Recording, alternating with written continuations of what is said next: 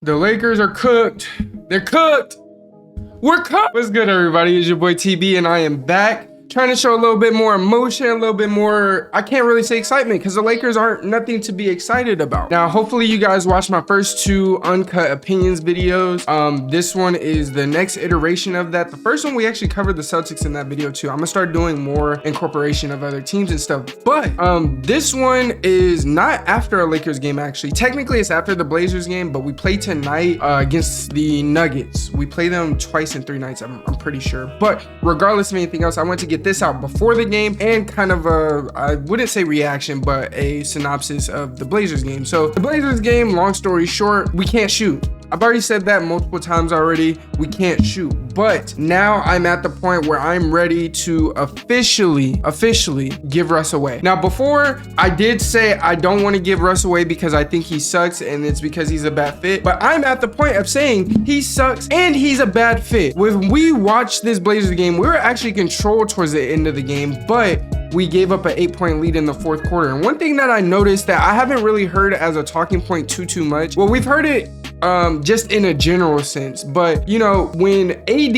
and Bron are on the floor alone, this team looks like a pretty good playoff team that can probably make it to the second round or so. But when you add Russell Westbrook into that mix with both those guys, it gets ugly, and it gets ugly very fast. And what makes it bad is Russ is starting and finishing the games because he's a starter. So of course that's what's gonna happen. And we start games slow and we finish games even slower, and it's showing. We understand what's going on. We already knew what was going on, but you know, we try to hold on to hope as Lakers fans. And I'm gonna be honest, and I'm gonna be the one and only true realistic Lakers fan, I guess you would say. Russell Westbrook sucks. He blows chunks.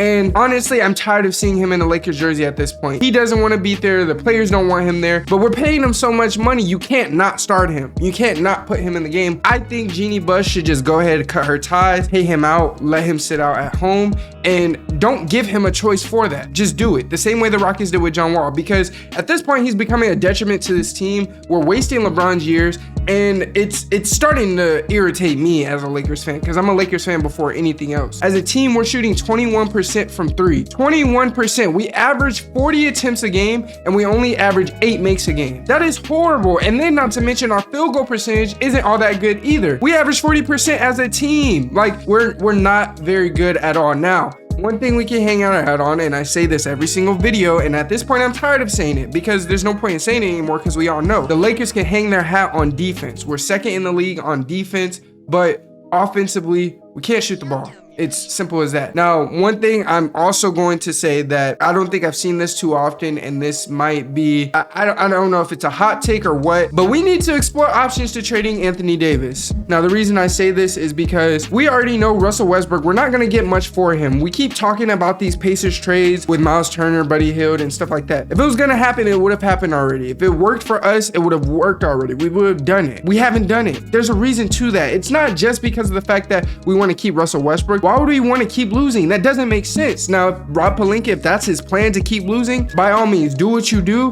but I'm putting a hit out on your head because you're fucking this team up, and I'm sick of it. Anthony Davis shooting 20% from 3. Austin Reeves 28% from 3. Juan Toscano-Anderson 12% from 3. Kendrick Nunn 23% from 3. LeBron is the best shooter on the team from 3 that shoots high volume threes. He's shooting 9 a game, which is disgusting in its own right, but he's shooting 25.9%. Matt Ryan is shooting 40%, but he only averages 2.5 threes a game, so I'm not even going to take that into consideration. 25.9% is our highest 3-point field goal percentage for a player on this team. That is awful. That's awful. And it's not just Russell Westbrook. It's not. It can't be, because if the whole team is shooting like that, I can't put that just on Russell Westbrook. This is everybody across the board. It might be time to consider moving AD and trading him. Trade him for a haul, because at this point, I know he brought us a ring. I understand this, but for me, I'm a Lakers fan. I'm not a LeBron fan, AD fan. I'm not none of those player fans. So as a Laker fan, yes, I care about now, but I also care about the future too. And right now, the way it looks, our future is in peril, regardless of anything. And if our future is gonna be in peril, I would rather win now, but we're not even doing that. So right now, it looks like we can't win. We fucking suck.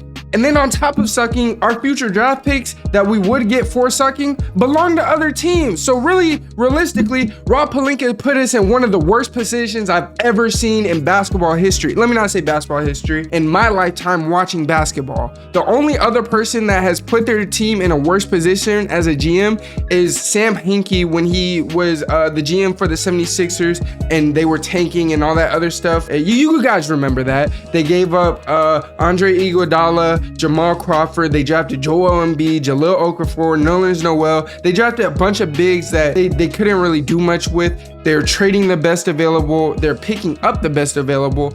And, you know, it took years for that to come to fruition to where they're finally contending. And even now, they're not really winning shit, if we're being honest. And Rob Pelinka has us looking like that. And the thing that makes it even worse is, again, he has us looking like that while not having the draft picks. At least Sam Hinkie, I think his name's Sam. I don't know if that's his first name. I know Hinkie's his last name. At least he had the draft picks. His team sucked. They only won 40 something games in 4 seasons. He had the draft picks. We don't have the draft picks. Now, it's not as drastic as winning only 40 games in 4 seasons, but we have LeBron, Anthony Davis, and Russell Westbrook on our team. We should be able to do a lot more than what we're doing. And at this point, it is getting very frustrating, both as a fan and just as a basketball watcher, period, because right now it looks like you're wasting LeBron's career. You're making LeBron's legacy come into question. And that's another issue that's happening. Legacy should not be in question because of a few bad years in LA.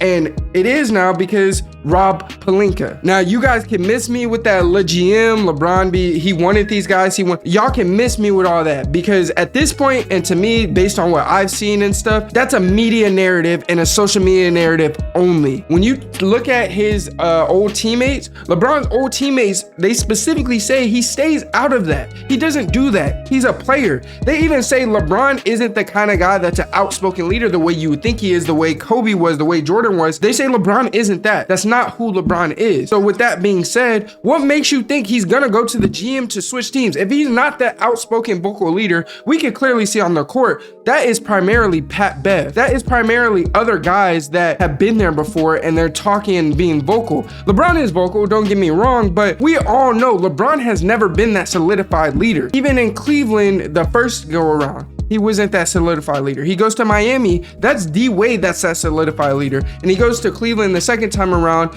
At that point, he kind of is by default. But I would argue that it was Kevin Love up until that point. And then we come to the Lakers again. We already know when we won, that was Jared Dudley that was that guy. We could go watch the film. We could go watch the tape. Jared Dudley was actually on a podcast a couple of days ago that was saying LeBron does not have a guy and didn't have a guy that told him, Bron, you're fucking up. You need to do this, that, and the other. He even explained how that coaching staff wasn't what's that other guy? Vogel's coaching staff. Therefore, they didn't know if they could approach Bron and say certain things. They didn't have the rapport with Bron to say those certain things. Now, we have Phil Handy now and some other guys that Darvin Ham actually hired and brought in there. So I don't know how that is now, but I will say above all else, and I can bet my last dollar on it, LeBron is not that outspoken leader of that team. So with that being said, I'm willing to bet and say the last 2 or 3 seasons or so, we have not had a guy in that locker room that holds everybody accountable.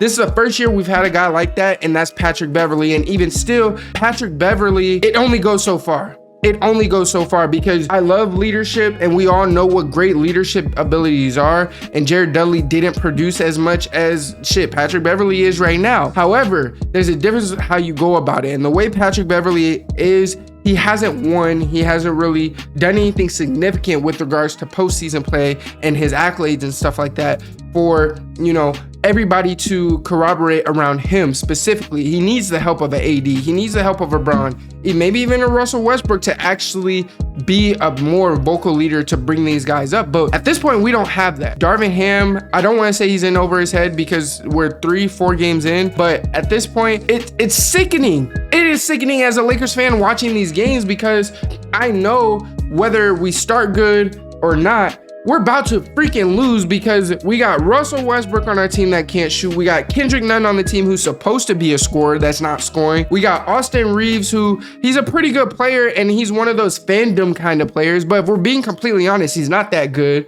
We got Cole Swider, not that good. He's only averaging 1.9 minutes a game. We got Damian Jones, Juan Toscano-Anderson. I like Juan Toscano-Anderson, but he's a low tier kind of guy. I love Lonnie Walker. That's probably the one and few guys on this team that I could definitively say is really putting his heart and soul let me not say that. Let me not say heart and soul, but he's actually showing what we're expecting as Lakers fans. And this is going to continue to frustrate me, and we're going to continue to have these kind of talks or whatever in these uncut opinion videos, but it has to be said, and I don't know what else to say about this team. We're great defensively, but we can't shoot. And if you're great defensively and can't shoot, it really doesn't matter, because we all know in the NBA, greater than any other sport, in the NBA, you can have the best defense in the world, but as skilled as these dudes are nowadays, that defense doesn't mean nothing, because 90% of the time, they don't even see you as a defender in front of them. When it gets to a point in basketball, when you shoot, when you play whatever, defense does not affect you anymore. It gets to the point where they just have to hope you miss. And regardless of how good the Lakers defense is, pretty much every player in the NBA, at least the elite scorers and stuff, you are hoping they miss. It's not necessarily a defensive thing. Now, there are nights where, you know, you have defensive schemes that help and actually help shut that player down, but that's few and far in between. It doesn't happen very often. So this is above all else, this is what the Lakers need. And this will help us going forward. If we could get these 3, maybe 4 things, we're gonna go into the playoffs and we might make some noise in the playoffs. The Lakers need 2 guys that are catch and shooters, pretty good sharpshooters that can also play defense. Go get someone like Jay Crowder from the Suns, because he's obviously not there much longer, and people of that kind of stature, Jay Crowder, PJ Tucker, guys like that. Guys that are scrappy, that are gonna actually do what they need to do both on defense and offense. Then you get 2 of those, and then we also need to get a guy that can create for himself. So if we go out and get, let's say Kemba Walker, our defense is already pretty good as it is. So if we go get Kemba, we can look for Kemba to create his own shots. We can look for Kemba to catch and shoot. We can look for Kemba to actually score the ball. We're not asking him to play defense so heavily. And then lastly, if the Lakers get some young talent in there, and when I say young talent, try to trade Russell Westbrook for a guy like Miles Turner, Buddy Hield, or whatever the case is. A guy that is young, but he's also a star, but not quite to that superstar level. I understand this is far-fetched and it's gonna be very hard to do, but Rob Pelinka, this is literally your job. This is what you signed up for. And if I'm the GM of the Lakers, whether I'm a fan or not, I'm trying my hardest to do those moves to get those 3 or 4 archetype type of players, because that's literally what the Lakers need and what the Lakers are missing. That's all I got for you guys in this one. I'm not gonna be making another video about the Lakers Nuggets game till after the second game. I'm taking a trip to California, so by the time you see this, I'm gonna be in California. If you're new, go ahead and hit that subscribe button for your boy. If you're not new, hit a like on this video. Comment below what you think about the Lakers, what we need, what we don't need, whatever the case is, who's to blame. At this point, there's multiple parties involved. I can't put the blame on one person, but let me know what you think. Until next time, it's your boy TB with the greatest hoop stories and debates on the tube, and I'm out.